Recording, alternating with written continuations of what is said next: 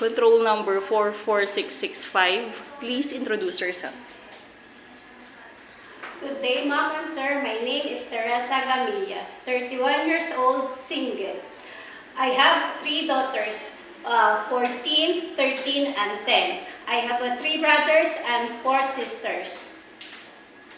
What is your educational attainment? I graduated at high school at Saratan Rural Institute. Why do you want to go to Hong Kong? I want to work there for my kids to support their needs. Have you been to any country before as an OFW? Yes, Mom. I worked before at Saudi Arabia.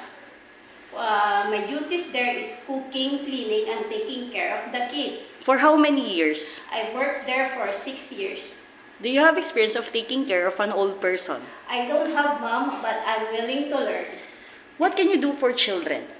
I took them a bath, feeding them, playing with them, and teaching their homeworks, Mom. Aside from your daily household works, what other special skills you can do inside the house? I can bake and cook other food. Describe yourself as an housemaid.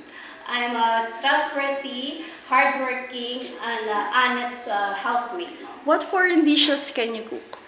I can cook Arabian food, and I can cook also Chinese food, also Filipino food like adobo, menudo, and caldereta. During misunderstanding of your employer, what do you do? I will say sorry to my employer. Describe your relationship with your past and present employer. How did they treat you? They good to me and treat me as a family. Message for your future employer in Hong Kong.